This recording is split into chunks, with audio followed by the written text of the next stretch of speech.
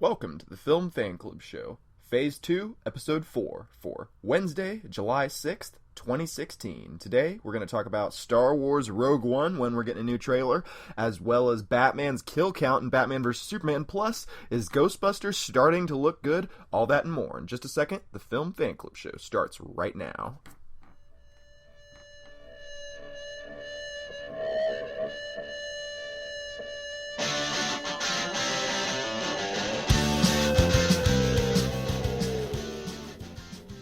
Hey guys, and welcome back to the Film Fan Club Show. My name is Sam Carrico, and today I'm joined by no one. I know, well, what's really weird is about my podcast thing. It's called Spreaker, and I'm under a free speech a deal with them. I basically have a free account, and they only let me do 15 minutes at a time. So I didn't really feel like it was worth having anyone drive out to my place to do a podcast with me, so I'm just going to talk about some of the stuff that I saw in the news today. Let's start off with the weekend box office, okay? Coming in at number 1 for the weekend of July 4th weekend, basically. It's Finding Dory. Finding Dory came in at number 1. It brought in an additional $41 million. It had a 42% drop. It's brought its total gross now to over $370 million, and I don't know the budget for it. Coming in at number 2 was The Legend of Tarzan. You can find my review of that film up on the Film Fan Club's YouTube channel right now. It brought in $38 million on a budget of $180 million. $31 million was brought in by the number 3 spot, The Purge election year. Brought in $31 million on a budget of $10 million. So The Purge election year is doing very well. It's already probably made its money back, and everything from here on out for The Purge is just profit. Steven Spielberg's The BFG came in at number 4 with $18 million, but it was made on a $140 million budget. So that was a little bit concerning because it's a huge Steven Spielberg blockbuster, and assuming every film has about a 50% drop off the next week, what's this going to look like? Is it just going to making $9 million next week? It's not looking good for the BFG. And closing out the top 5 at number 5 is Independence Day Resurgence. It had a 59% drop off from last week. It was his first week last week, and it couldn't even top the top 5 on Independence Day weekend. That's kind of sad that Independence Day Resurgence couldn't even do it made the top 5, but it didn't top the top 5 in Independence Day weekend. That's kind of what it was going for. So that's a little bad on their part. It made $16 million, and its total gross is up to about $72 million on a budget of $165 million.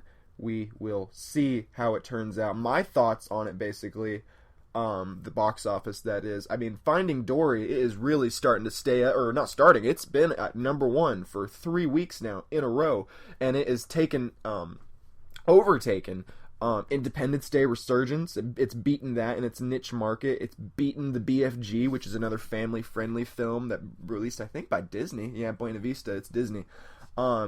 So it's really, Finding Dory's really staying. It shows how many people really wanted to see this movie, and it did not disappoint, I guess, financially after the 13 however many year long wait.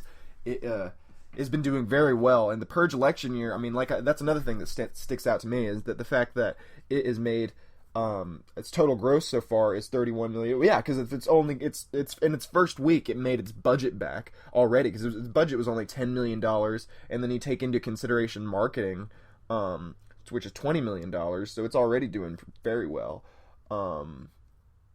So yeah, I'm very excited to see that. A couple other things that stood out to me. Swiss Army Man, it was released wide, I think, this past weekend. Pretty sure. It was released wide on July 1st, and it jumped from the number 28 spot up to the number 11 spot. It brought in a $1 million, about a $1.4 million this week, and it's its second week in release. First week going wide, but second week in release. So yeah, that's the weekend box office. Lots of stuff is standing out to me. A lot of things are not it's been a kind of lackluster box office season this summer season. So it will be interesting to see if we can pick up the pace with some of the later releases that are coming out this July. Let's move on. All right. We are going to get a Rogue One, a Star Wars story, new extended trailer set to hit next week on ABC. I'm looking, we all have been talking about the Rogue One, a Star Wars story problems. It's having reshoots. Allegedly, they were going to reshoot 40% of the film. That is, I think, been debunked, and they were also allegedly cutting down on some of the Darth Vader stuff because he was too terrifying. I don't like that. I think Rogue One, a Star Wars story, needs to have that grit to it to differentiate itself from the Star Wars itself saga, and also to fit in with the tone of what they allegedly were setting out to do with this film, in this spin-off in particular. They wanted it to be a gritty Star Wars film. They wanted to put the wars in Star Wars. That's the way they brought on Gareth Edwards. So I really hope that they stick to that. As for the trailer, some things I'd like to see in the trailer, I just would like to basically have all my trepidations about these reshoots being, okay, it'll come out on July 15th, next Friday. July 15th is when, and the same day that Ghostbusters comes out in theaters, we'll see a new trailer for Star Wars Rogue One.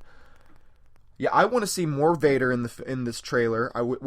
Any Vader really. We haven't seen any Vader in any of the official marketing stuff yet, and I want to see that because now that they've actually confirmed that he's in the film, they've confirmed that he's in the film, but maybe we don't need to see full-on Vader action. Maybe we could just see, I would probably settle for just hearing his breathing or a quick shot or a couple cool shots of Vader just doing some cool stuff. It doesn't need to be an entirely Vader-centric trailer, but seeing some more Vader would definitely be cool. Some other things, like I was going off of earlier, I just want to basically have all my trepidations and worries about the reshoots of the film be put to rest. Just kind of like those Suicide Squad trailers did. Because if you remember, we covered it on the Phase 1 of the Film Fan Club show. You can check it out. We talked about Suicide Squad going through some reshoots, and we thought they were trying to make that film more lighthearted in response to Batman vs. Superman. We always thought that was the weird way to go about it, but then they released a couple more trailers, and they're like, no. Basically, it was their way of saying, this is going to be everything you want it to be. Don't worry, we're not changing too much. It's still our original vision. So that's exactly kind of what I'm looking forward to, this Star Wars Rogue One trailer. Of course, some more Stormtrooper action. I wonder if they will, since they confirmed that Forrest Whitaker's character is that Saw Gerrera guy from Clone Wars, it'd be cool if they kind of did some little stuff for the fans that will recognize that, but I'm sure they might save that for the film. Who knows, because that was very intentional having him play that character from Clone Wars. Let's move on. There's some new stuff from Ghostbusters that came out. Firstly, some new TV spots came out, as well as a clip that showed the main cast testing out some weapons that Kate McKinnon had created. And how did I think about it? Is it funny? Is this film actually starting to win me over with the marketing? No, not at all. I'm not a big fan of the Ghostbusters original 2 movies. I haven't seen them in probably like 10 years. I've seen both of them once or twice in my life, but when I was a kid, so I probably will go back and rewatch those new movies, or those old movies, because this new Ghostbusters film just does not look funny at all. It looks... I'm reading the Collider.com article, and it says vibrantly cartoonish and not very funny. Yeah, that I agree with that. It's very discouraging. This TV spot that I watched showed a female Slimer driving off with a male Slimer, and they looked ridiculous. I'm having a hard time taking this movie serious. I know it's a comedy, but my gosh, this looks like a slapstick, silly, not even taken to be seriously. Because the other film, it was kind of like a horror comedy, just film about these guys. And this one, it looks like it's like, generic Paul Feig, Bridesmaids, that kind of shtick. My biggest problem with the Ghostbusters film has been that it always looks like it's just a Saturday Night Live skit. So, I don't know. I'm not very excited for the Ghostbusters movie. Sound off in the comments section below. Let me know what you guys think of it, if you're even going to see it. I think Peyton Grufik said he was going to see it, so I'm going to try and talk to him into doing a Film Fan Club review for us, so I don't have to be subjected to that. Let's talk about Batman's kill count in Batman vs. Superman, okay? Man, he killed over 21 people in that movie. Or no, not over 21. He killed exactly 21, and that's not counting the nightmare dream sequence that he experienced in the film. You know, with that film where he literally just took guns and shot people square in the head and like snapped necks and all that stuff. Batman in real life, in the canon of what happened in Batman vs. Superman, he killed 21 people. And I just gotta say, hashtag not my Batman, okay? I realize I'm a hypocrite because I grew up with Michael Keaton killing people as Batman. But that was before it was established, because Batman was still a character that we had to change. We had to change so drastically from the 1966 version that we had to make him accessible to an audience from the late 80s that was used to all these hard R action films. So we had to make Batman like that. We had to change Batman a little bit into something that can be more easily accessible to non-comic book fans. What the Dark Knight trilogy was able to do was able to actually get more into the not mythology, but the psyche of Batman and what makes him tick. And part of what made Batman tick was the fact that he was so vehemently against the use of firearms, because of what happened to him as a kid with his parents dying, that he was never going to succumb to that himself, and he was always going to be better than that. It's exemplified perfectly in Batman Begins, the scene where he's about to kill Joe Chill with the gun, and he throws it into the river after that and realizes that what he did was a terrible, what he almost did was a terrible decision, would have been, and that he would never use a firearm again in his life. But Batman vs. Superman, because Batman vs. Superman tries to be a deep film, but it's not. It's not a very deep. It's not a deep film. It's just a kind of a popcorn blockbuster flick that's trying to copy off of Marvel. Anyways, I'm gonna get a lot of hate for that. I'm sorry, but it took away all the deep aspects of the getting into Batman's psychology and getting into what makes him tick and all the things that make these characters or more than characters, and makes them people. It just kind of throws that away and it would rather have senseless violence. Because it's Zack Snyder, and man, I just got to point out some of the issues that I had. This is some of the issues that I had with Batman vs. Superman they're irreversible. You cannot change this by the Ultimate Edition. The Ultimate Edition, unless it points out, because what people have always argued to me is, no, Sam, Batman vs. Superman is not about Batman going crazy and killing lots of people. It's about Batman becoming a good guy again, because of the Martha scene and because of what Superman did, it made Batman realize that killing is not a good thing to do and that he can't do that anymore. Well, I always counter that you're writing the film for the writers. That's not in the film. You're just taking the scenes that you saw and applying subtext that's not there. So unless the extra 30 minutes that's added in the Ultimate Edition of Batman vs. Superman points out a scene where Batman's like, oh my gosh, I have become a monster, I'm a mass murderer, I really got to change my ways and revert back to the way that I was. Unless they do that, I just don't see myself being on board with Ben Affleck's version of Batman.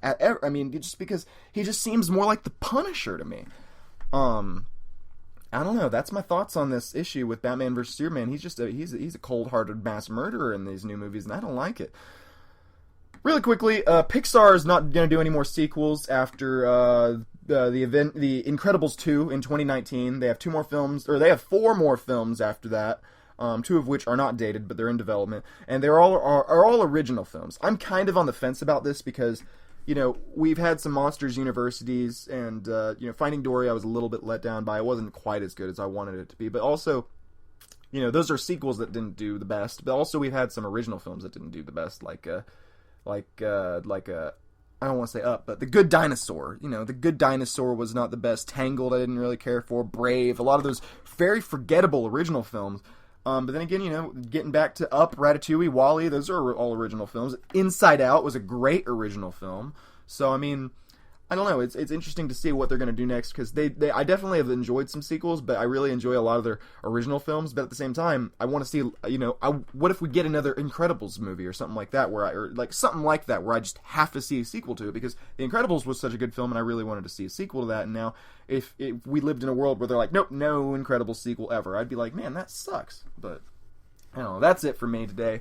Really quick episode, kind of a rapid fire thing, because like I said, I only got 15 minutes per thing for my free. I'm probably going to upgrade to a better account, so that way I can do more times on this. But anyways, I'm Sam Carrico. Make sure you subscribe to my YouTube channel, The Film Fan Club, and follow me on the various social media sites. My handle's just at Samuel D. Carrico. And tune into this podcast. Every week we do one. Every Wednesday we try, but if we don't do it Wednesday, we'll try and do it Thursday or Friday or something. Just basically every week we do that. So thanks a lot, guys. For The Film Fan Club, I'm Sam Carrico. See you next time.